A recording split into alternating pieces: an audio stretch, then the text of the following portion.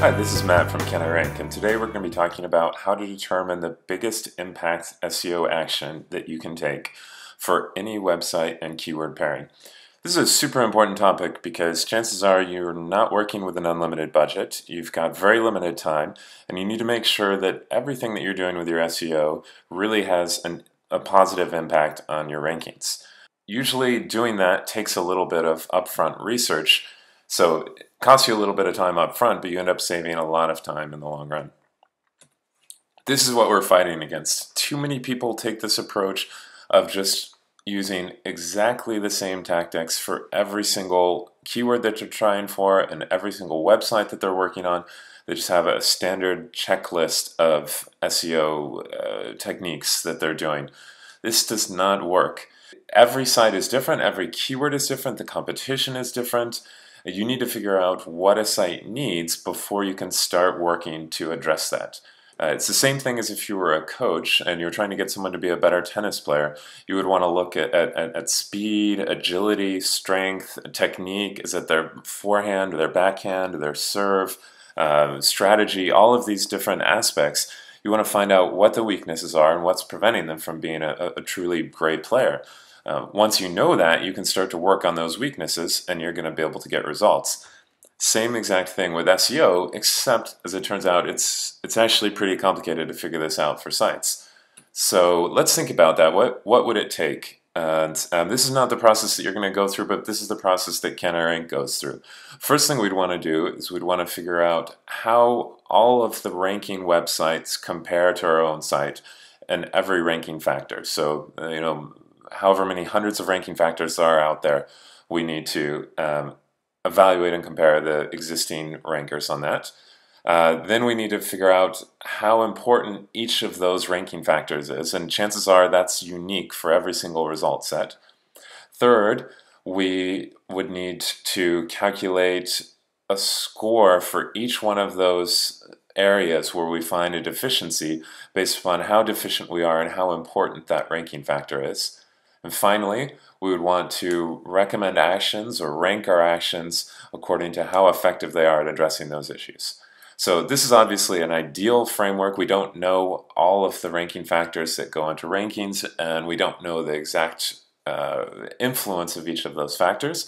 But a lot of this data we can calculate and recreate using machine learning algorithms, and that's exactly what we've done at CanIRank to try and figure out and help you determine what the biggest impact actions for any keyword and website are. So that's what we're going to take a look at right now.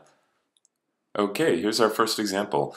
Now, if you scroll down to the competitive analysis table here, then what would you think is holding this website back from ranking if you took a look at this table?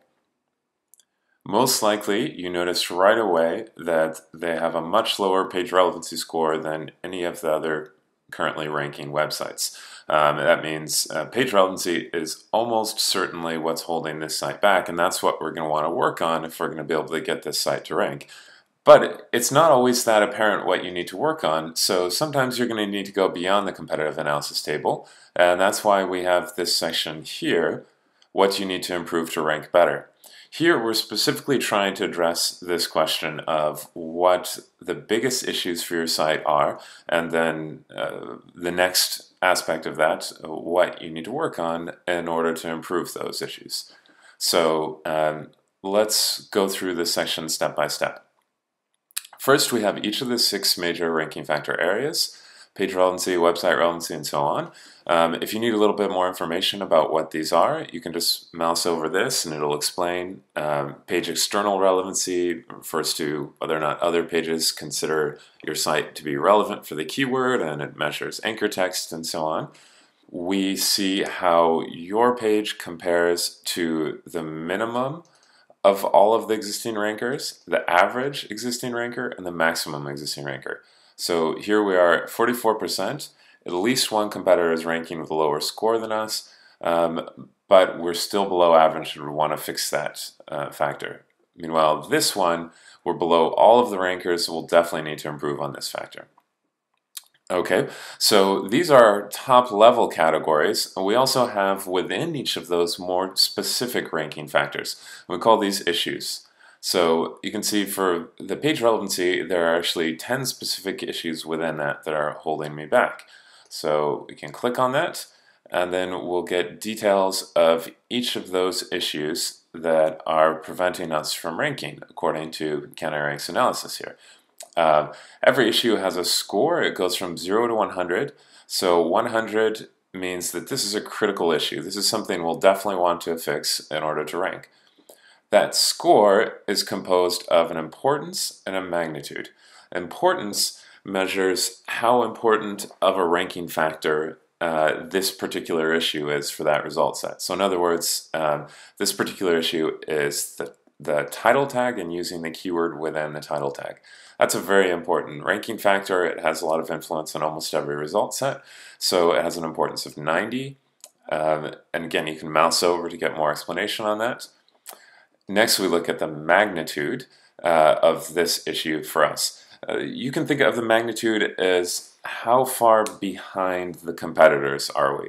So that's a little bit less obvious for something like including the keyword in the title tag as it is for something like how many occurrences of the target keyword do you have on the page, for example. There we can see maybe the competitors have included the keyword an average of 8 times and you've included the keyword an average of 2 times.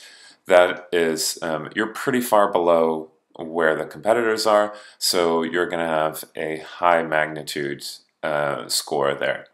So a huge magnitude means you're way below the typical ranker. Something smaller, like this one is medium, it means you're just somewhat below the typical ranker. And then our score assesses the two of those. We look at how important it is and how far below you are, and then we give you an overall assessment of whether or not you should worry about this issue. So something like this, the number of words on the page, it has a pretty small importance. There's not a lot of correlation there, or rather causation driving higher rankings. Our magnitude is sort of medium, and so we end up with a low priority score. That means you really don't have to worry too much about this issue. So you can see for something like page relevancy, where we're way below everybody else, we have both a high number of issues and those issues have pretty high scores. If you go to something else where we're doing a little bit better, like website external relevancy, we still have 5 issues, but they're all pretty low priority, 14, 11, 13, so on. So that means we really don't have to worry too much about these guys. We're a little bit below where other people are, but it's not the biggest priority for us to fix. So sort of sum up on this section, what we're trying to do here is highlight areas where your site is below the competition and where it matters that you're below the competition. Because the combination of being below the competition and that being an important ranking factor means that that's something where if you can get that fixed, you are very likely going to have a large significant impact on improving your rankings. Now you're probably wondering, well, that's great to know, but how do I actually get that fixed? And that's something that we're going to go into in a lot more detail in a separate video, because this one's already getting a little bit long. But we offer 2 ways to do that. One is the action plan. This link will say build action plan if you haven't yet generated one. And if you just click build action plan, then CanIRank will look at all of these issues, figure out which ones are most important for you to address, and then recommend specific actions that you can take to fix those issues. So we'll click on that now. Okay, here's an example of one of the action plans. So the keyword that we're trying for and our URL. Every day we will recommend a new set of actions for you. Those evolve according to your website needs and according to your own experience and knowledge and things like that. But you can see there's these actions that we recommended here are specifically linked to those issues that we had. So one of our major issues was not having the keyword in our title, and here we go, craft the perfect keyword-rich title. And if we clicked on that, then that would explain step by step what we need to do to update our page title, give some examples of good page titles, um, and lots of nice resources, advice, follow-up information, and here's notes that you can make back and forth with your colleagues. So that's basically the process. Identify what the issues are, generate an action plan, and execute on that plan. So let's look at another example. Okay, here's an example where we're below the competition, that means the existing rankers, in pretty much every ranking factor area. So that's kind of bad news. If we're looking at this, how are we going to figure out what we need to improve in order to rank? I mean, do we need to improve everything? The answer to that is that it depends on what the impact of these specific ranking factors are for this result set. In other words, what are the absolute must-dos that we need to work on in order to be able to rank for this? Because you don't always have to get everything right. I mean, you can see that in this particular keyword, which is not a very high competition keyword, people are managing to rank with a lot of low scores. Like this is a ranker here. These guys have scores almost as low as ours in every single area. So CanIRank is considering that when we figure out what your highest impact actions are. We know that every result set is different, and what makes every result rank where it does, it changes depending on what the keyword is. So when we come up with these issues here, we're considering that in evaluating those scores. In this instance, then we can see, again, lots of issues. But when we click through these to see which ones are highest scoring, we see we have some pretty high scoring factors here, sort of moderate there, high scoring here, moderate, and moderate there as well. So our highest scoring issues were not having enough search engine readable relevancy indicators, so making the on-page SEO obvious that search engines know what our page is about. And the other one, I believe, was using anchor text relevant to this keyword. So those are the two issues that CanIRank has determined other people are doing very well for this keyword, or at least reasonably well, that we are not. And that is where we would start in order to start ranking for this. So really an example where I have too many things to fix. It would just take forever. The keyword is not worth that much. But if I can zero down on what those one or two things that I need to fix are, get that done, chances are I'll be able to rank with just a little bit of work there. We always want to give you sort of the minimum amount of work that you need to do in order to rank number one. Once you're ranking number one, there's no point in doing more work than that. It doesn't get better than being number one. So you're going to be most efficient when you're doing the minimum amount of work. And that's not only better for your budget and better for your time, but it's also the least risk way to do SEO. Because if you do more than what's required, suppose you go into this one and you come up with 300 exact match anchor text links from super powerful sites, that kind of thing, that sticks out like a sore thumb, and it really makes Google suspicious of your site and what's going on. You start to look like you're abusing or trying to manipulate the results, and you risk getting penalized, particularly with some of Google's more recent algorithm updates, like the Penguin update, which really goes after over-optimization. So we want to do the bare minimum to get to number one. Okay, here's an example where we are basically going to be going through the tale of two cities. Big brand SEO versus small niche site. So our small niche site, very focused on the keyword. It's a gift idea site, and this keyword is gifts for campers. Our big brand site is REI. You can see they have a huge website strength. The small gift blog has a tiny website strength, but these guys over twice as high on topic relevancy score compared to REI. They've done a much better job with links that are keyword relevant. Other sites consider them to be relevant to this keyword, so they're ranking or linking to the site with relevant links compared to REI page. Nobody else finds that useful externally. That means, obviously, if we are the SEO director at REI, we are going to need to take a totally different approach to competing for this keyword than the blogger who is working on the small site there. So that shows up in the competitive analysis table, but it also shows up down here. First with our page targeting. This is always a good place to look if you're looking for something to work on. We can see that the blog is pretty much ideal in use of the target keyword, right in the middle range of the strongest sites there, but not over-optimized. REI is low, less than the other competing sites are using that keyword. And same thing with the related terms. Gift blog, again, ideal, right amongst the strongest rankers, and REI below. We could look at some specifics of that and see, okay, I mean, 77 usage of related terms within the body, several terms in the title, the headings, image alt tags, anchor text, and so on, which is consistent with what most of the top rankers are doing, and these guys just a little low on all of those areas. Then that shows up again down here in our issues section. You can see for the well-optimized niche blog, there's only one small issue for page relevancy, and it's not very important.